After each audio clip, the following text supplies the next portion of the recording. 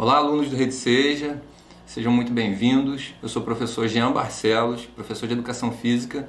Estou trazendo para vocês o fascículo número 1, unidades 1 e 2, onde a gente vai falar sobre qualidades físicas e atividade física e saúde. Bom, na unidade 1, a gente está olhando as qualidades físicas, tá? A gente está apresentando aqui algumas básicas, mas nós temos muitas outras, tá? Mas hoje a gente vai falar um pouco mais nesse fascículo sobre algumas qualidades físicas que são básicas, como força, como coordenação motora, como flexibilidade e resistência. A gente também tem outras como velocidade, agilidade, equilíbrio e ritmo, tá? As qualidades físicas, elas são atributos de qualquer indivíduo, né? Então todos nós temos como premissa praticar algumas dessas qualidades físicas, aprimorá-las, só que hoje a gente vai falar um pouquinho mais dessas quatro aí: força, coordenação motora, flexibilidade e resistência. Para começar, a gente vai começar falando um pouquinho da força, né? Que a força ela é a capacidade que o ser humano tem em vencer ou se opor a alguma resistência, né? Sendo disso o resultado da contração dos nossos músculos, né? Então eu posso fazer uma força contra uma resistência de um peso, ou eu posso me opor a uma força de uma outra pessoa, como no exemplo da gente fazer uma luta com alguém nesse sentido. Então é sempre contrapondo uma resistência, tá? Além disso, a gente tem alguns benefícios que a força pode trazer, né? Então o treinamento de força ele traz pra gente o aumento da força em si, né, em atividades cotidianas, como por exemplo subir uma escada, carregar compras, mudar um móvel de lugar, né? Além disso, ele promove também a diminuição da perda óssea, o aumento da massa muscular, a redução da gordura corporal, porque quando a gente está aumentando a massa magra, a gente diminui a massa gorda. Melhora do equilíbrio, porque a gente também, quando a gente está aumentando a força, por exemplo, de músculos da nossa coluna, a gente também tende a estar um pouco mais equilibrado, musculatura das nossas pernas, tudo isso ajuda no nosso equilíbrio e vai evitar quedas, principalmente em idosos que têm essa redução da massa magra com o tempo. Ainda falando de força, a gente pode classificar a força em três tipos. A gente tem a força dinâmica, onde o próprio nome diz, existe movimento, né, durante a atividade de força. A gente tem a força estática, em que a gente fica parado, mas não necessariamente a gente não está fazendo força, a gente também está fazendo força. E a gente tem a força explosiva, que ela pode confundir um pouco com a força dinâmica, no entanto, é fácil da gente diferenciar. A força explosiva, ela une força e velocidade, então é um espaço de tempo em que a gente vai fazer força com bastante velocidade, então a gente vai imprimir uma força muito maior e não em ciclos como é na força dinâmica, tá? Bom, então vamos falar da próxima qualidade física, que é a resistência, tá? A resistência ela é a capacidade de efetuar um esforço durante um determinado tempo, suportando a fadiga da atividade, né? Então a gente vai ficar durante bastante tempo suportando a fadiga que o nosso músculo vai apresentar. Falando da resistência, a gente pode exemplificar com a lenda da maratona, porque a maratona é um exercício, né, em que o atleta precisa ter bastante resistência, porque são 40 quilômetros. E para a gente entender como surgiu a maratona, ela é uma lenda de 490 a.C., tá?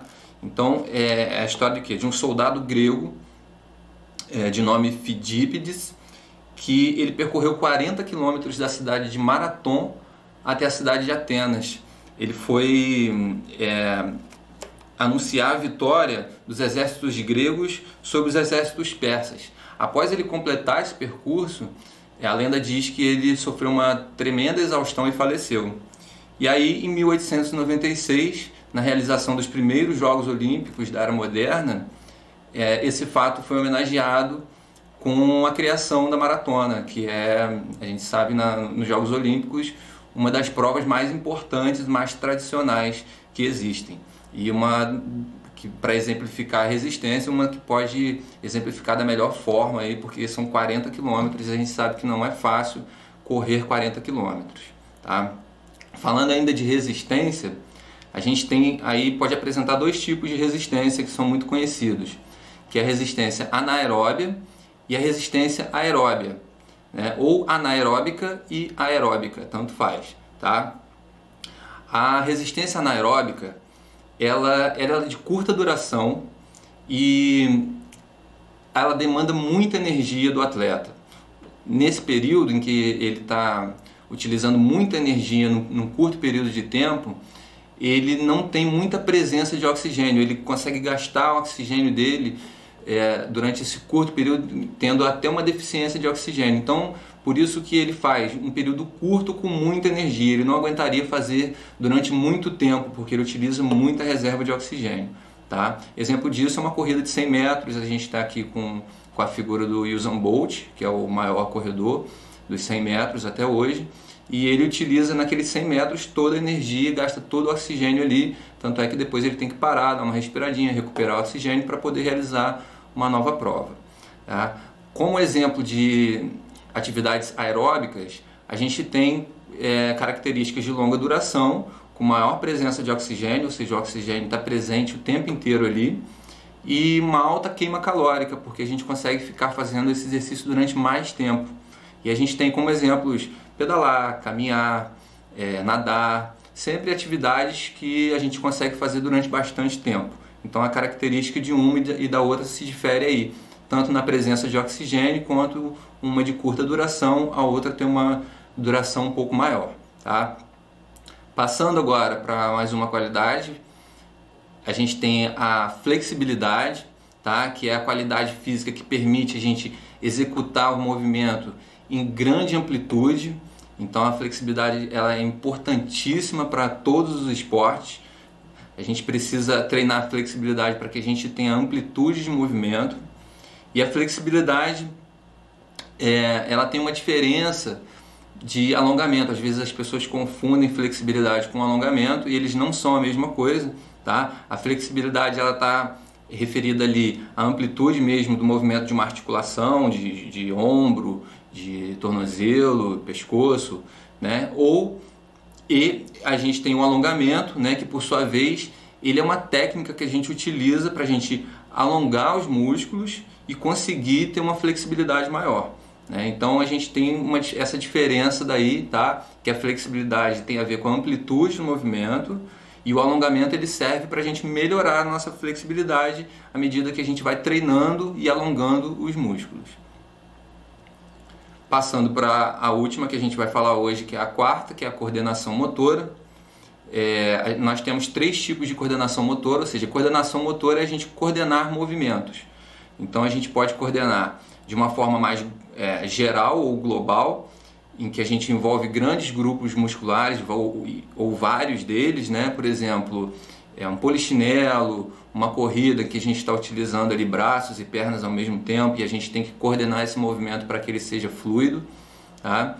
A gente também tem a coordenação motora específica, que aí já envolve ações um pouco mais específicas. Por exemplo, se a gente pegar o futebol, o chute no futebol, ele é uma coordenação motora específica, em que a gente está especificamente designado para uma função, né? Então, grupos musculares específicos para aquele movimento. No vôlei, por exemplo, tem o saque também, quando eu vou sacar. Então, a gente tem essa é a coordenação motora específica e a gente tem a coordenação motora fina. A coordenação motora fina ela envolve pequenos músculos do nosso corpo e ela exige uma maior precisão. Tá? Então a gente tem os grandes músculos, que é o peitoral, as costas, músculos do braço, são grandes músculos, e quando a gente está lidando ali com coordenação motora fina, a gente já está lidando ali com a coordenação dos músculos dos dedos, né? Geralmente a gente está utilizando coisas que têm a ver com escrever, com desenhar, com acertar um alvo, por exemplo, né? Com um dardo. A gente tem um exemplo aqui no slide, tá bom? Vamos então passar para a unidade 2, onde a gente vai abordar atividade física e saúde. E a gente precisa saber muito bem a diferença entre atividade física e exercício físico, que muitas pessoas podem confundir, né? A atividade física ela é qualquer movimento corporal que utiliza mais energia que é aquele que a gente gasta em repouso, ou seja, a partir do momento em que eu me levantei, estou indo da minha casa para o trabalho, percorro ali 15 minutos para pegar um ônibus, isso é uma atividade física. Mas isso é um exercício físico? Não é um exercício físico, por quê? Porque o exercício físico ele se caracteriza por uma prática planejada, em que eu estou ali designado a melhorar a minha condição física, né? Então eu vou planejar um treino, eu vou executar ele da mesma forma, eu vou ajustar a carga, isso visando, né, efeitos estéticos, melhora de desempenho. Então isso é um exercício físico. Atividade física não necessariamente. O simples fato de eu subir escadas é uma atividade física, mas não é um exercício físico, a não ser que eu planeje essa subida de escadas ali várias vezes no dia, 10 subidas e descanso 3 minutos. Tá? Então eu planejando, aí deixa de ser atividade física e vira exercício físico. Tá? E quais são os benefícios que a gente tem para a atividade física? A gente tem vários benefícios, né? A gente tem, por exemplo, manter o coração saudável, e mantendo o coração saudável a gente ajuda a combater doenças cardiovasculares, muitas doenças que estão relacionadas ao sedentarismo. A gente pode evitar também, a gente pode combater o excesso de peso, de obesidade, né, que está associado também ao aparecimento de muitas doenças. A gente vai aumentar a massa muscular, né, associando a força, aumentando a massa muscular, como eu falei anteriormente, a gente reduz a quantidade de gordura no corpo, consequentemente é um fator benéfico. A gente também tem um aumento da massa óssea. Os exercícios físicos também eles podem auxiliar quando a gente aumenta a massa óssea no combate à osteoporose, né, que é quando o nosso osso está um pouco menos denso e ele está mais propício a fraturas. A gente também tem alguns tipos de câncer que a gente consegue combater através das atividades físicas, porque a gente consegue promover substâncias que combatem células cancerígenas, né? E além da gente reduzir a pressão arterial, controlar diabetes, ou seja, são muitos benefícios que a atividade física ela possui, tá? Além desses benefícios físicos, assim, a gente tem impactos também na nossa saúde mental, né? A gente pode melhorar a nossa autoestima, porque quando a gente está fazendo atividade física, muitos processos neuroquímicos acontecem no nosso cérebro que beneficiam para que a gente consiga ter uma melhor autoestima, melhora da nossa vida sexual, contribui para a gente conseguir se concentrar mais em algumas tarefas, tanto do cotidiano, quanto do trabalho, quanto de escola. Também ajuda a aliviar a ansiedade, combater o estresse, ajuda no combate da insônia, né, porque há uma regulação hormonal, possui efeitos no nosso humor, né, quem pratica isso já foi comprovado cientificamente, quem pratica atividade física é mais bem-humorado, né, e combate depressão, além de muitos outros efeitos para a nossa saúde mental. Tá? Mas a gente está aqui falando só dos benefícios. Será que existem também malefícios da atividade física?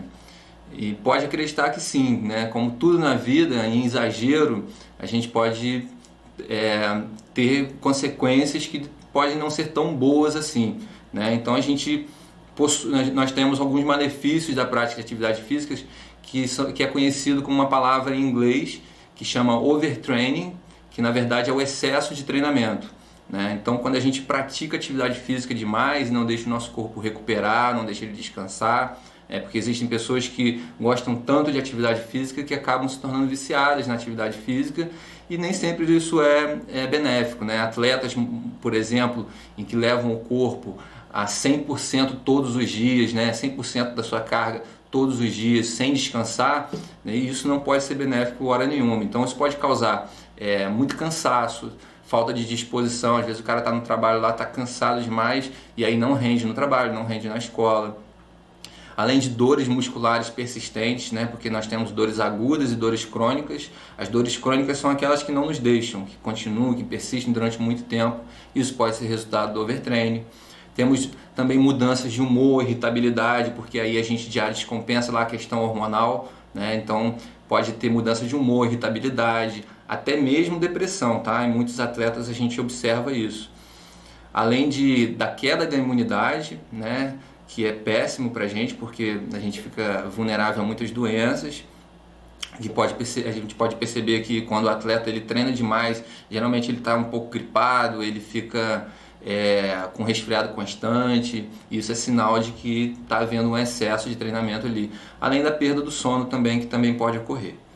Tá? Então, basicamente é isso. A gente está chegando aqui ao fim do nosso primeiro fascículo.